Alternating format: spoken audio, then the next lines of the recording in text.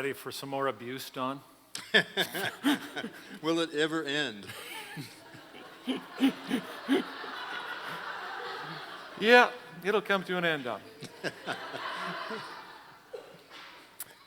What were you thinking? It was Mary speaking, as if there was any doubt. Pete had already emailed the mayor of the village by this point. It was Alderman Doug Randall, of course, who had alerted police about the vandalism. His great-grandfather had settled the district back in the 1920s, and the Grandler family was particularly protective of the land.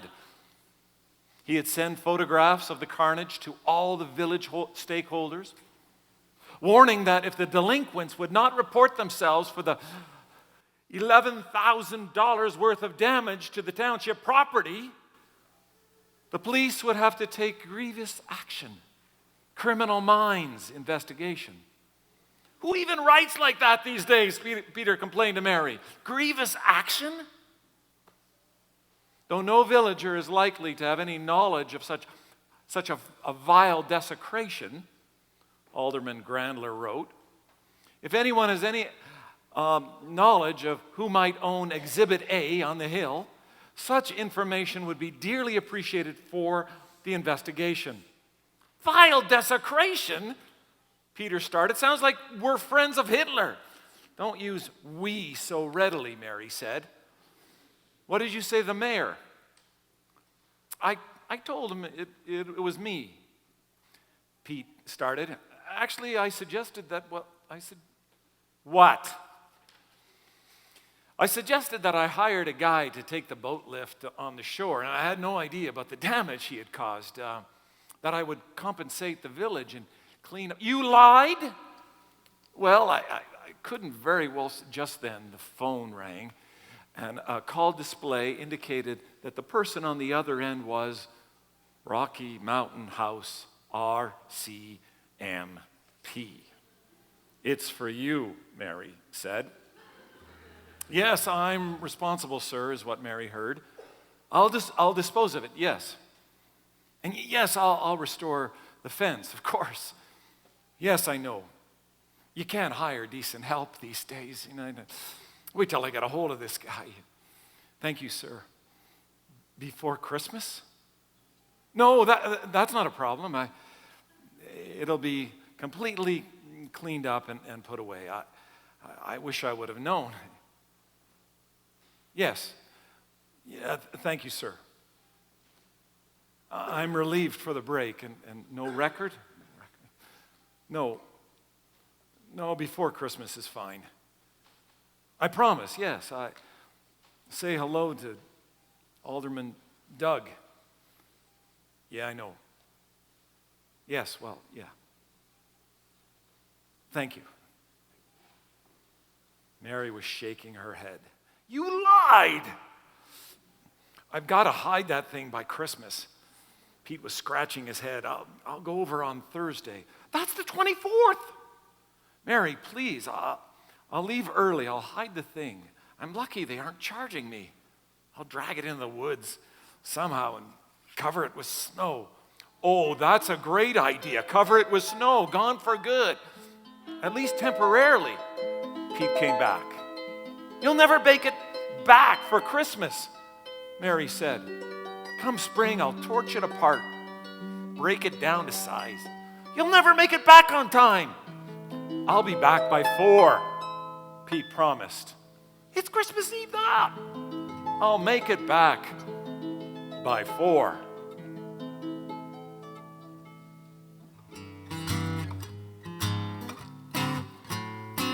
I'll be home for Christmas. You can plan on me. Leaves of snow and mistletoe and presents under the tree. Christmas Eve will find me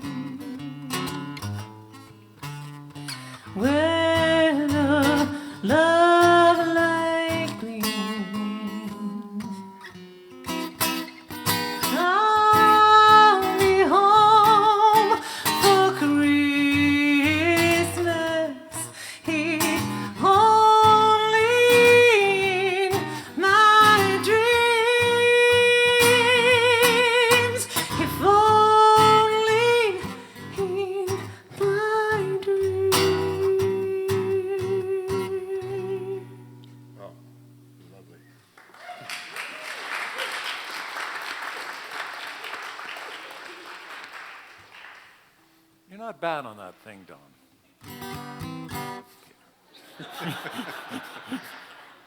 All right.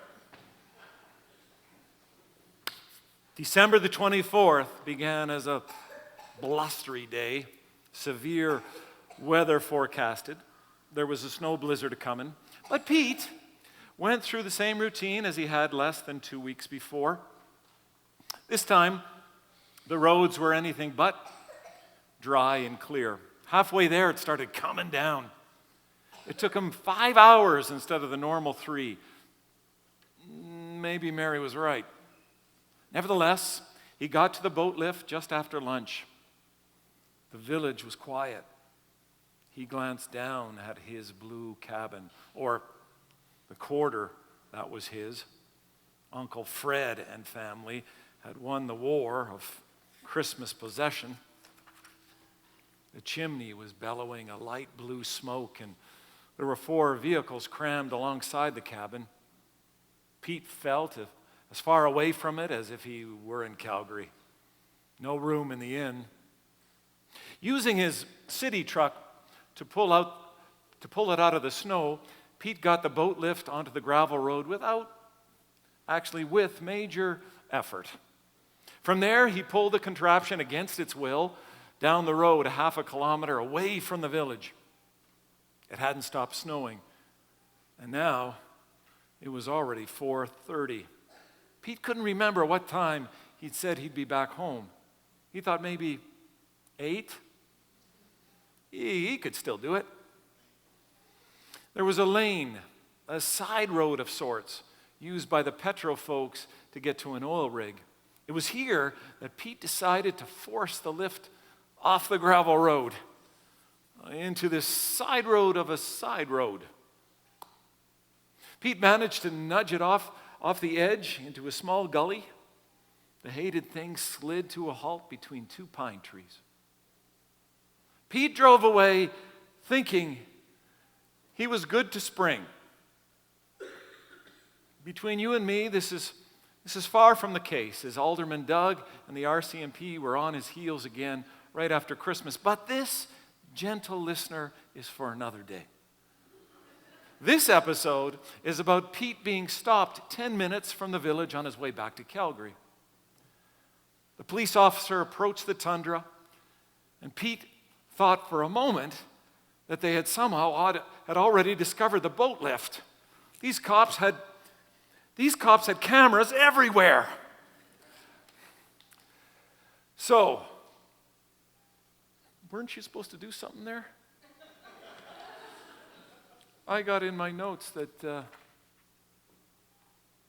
You told me to stop improvising, and I did. No, but weren't you supposed to do I Fought the Law and the Law Won there? Sure. Yeah, do it.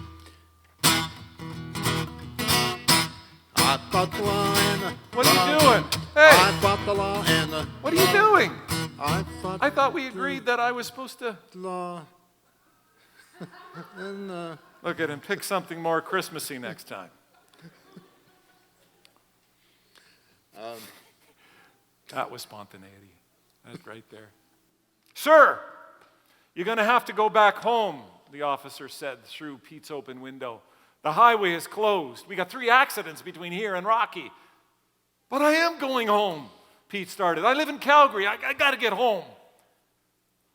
You're going to have to go back to the village, he said. You're not getting through here. The officer pointed to another truck across the road.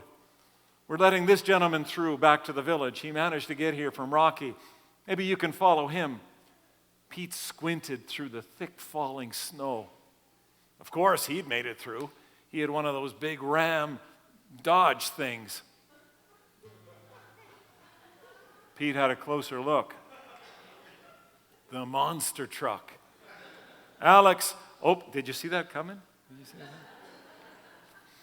Alex opened the door and jumped down and walked over. Can this fellow follow you back to the village there? The officer asked. Alex smiled and said, for a man like this, no problem. Yeah, thanks, guys, but I've got nowhere to stay in the village, Pete said, and I'm willing to try to get through to Calgary. You go nowhere in city truck, Alex said. You come with me. Anna and I have party in Ice Hut. It's Christmas Eve, Pete protested. Mary is going to kill me. Seriously, she's going to kill me. The officer was moving in the other direction. Sounds like an invitation you got there, buddy, he said, flapping at another approaching vehicle. Pete had been dismissed. The Tundra obeyed the Dodge back to the lake. Truth was, without the monster truck making tracks, Pete might not have made it back. Where had all this snow come from? Pete followed the truck all the way across the lake and parked beside the hut. We have plenty food and alcohol for a party, Alex shouted against the wind. Nothing to worry. Easy for you to say, Pete said. Nice to have company for Anna, to celebrate Christmas with friend. What Christmas is about. She likes Christmas? Pete asked. She believes, Alex said, opening the door. Pete walked into the shed and hardly recognized the place. It had been transformed. There was a little tree on the far end of the room, and it was all lit up by little itsy-bitsy lights, the colors of the rainbow. There must have been a generator outside. And it smelt like a prosperous pine tree in there. The glass door of their little wood stove glowed its warmth. And a makeshift cradle thing was over the fishing hole. Pete half expected to hear cattle lowing. Anne said something Pete didn't understand.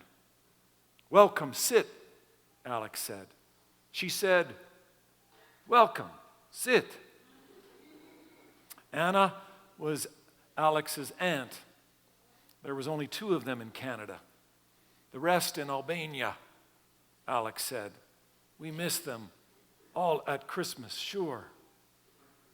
Alex and Anna exchanged some words while Pete peeled off his jacket. Anna tells story of Christmas after eat, Alex said. I translate. I pour drinks. My job is pour drinks, translate. She handed Pete a plate of chicken and rice, carrots and peas. Pete was starved, having eaten red licorice for lunch, something the kids had left in the glove compartment. They sat around a makeshift table, and hot apple cider was poured. A feast for an Albanian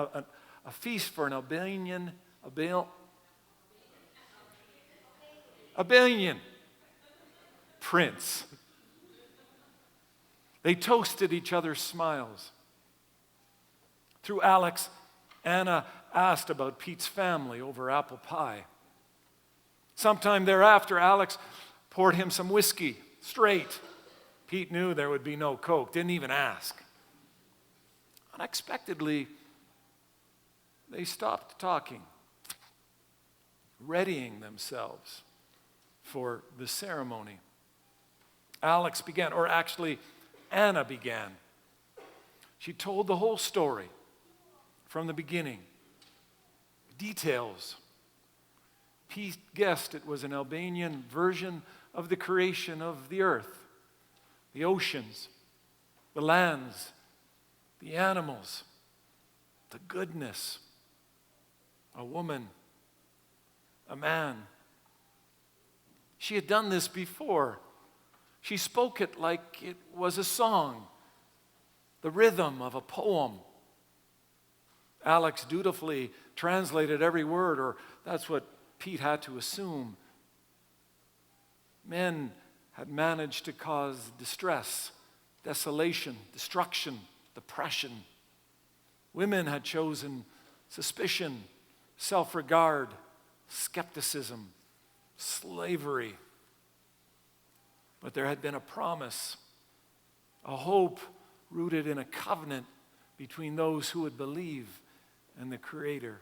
And one day, the Creator would begin a journey of recovery. Anna stopped, and so in turn did her caboose, Alex. Pete followed their gaze into the fire. Were they doing this for him? But they hardly noticed him now. The ballad continued, Anna starting up again. He knows, and still grace. He knows, and still arrives for us. He knows what? Pete whispered to Alex, and then wondered if he had violated the moment. Alex motioned for Anna to stop. He knows all, Alex said. He knows you, all of you, everything. He still comes. He came for grace, even though he knows us really good. God knows about the boat lift, doesn't he? Pete said. This is penance. No. He came for you, for me. Not because of you screw up. For you to know him. He good to know. Pete wasn't sure he understood. Alex, no force, Alex said. Gift for you. For love for you. Recover for you. A present. My English not good. No, it's pretty good, Pete said. You're saying the baby came in spite of knowing us, knowing our baggage, right? Is for us. Not because he had to, not because he had no choice in the matter, right? Anna watched the two men go back and forth. She finally put up her hand like a hockey referee and then continued the ballot. Pete was concentrating harder than he had before. She was saying that this moment, here, now, we remember the journey that began 2,000 years ago.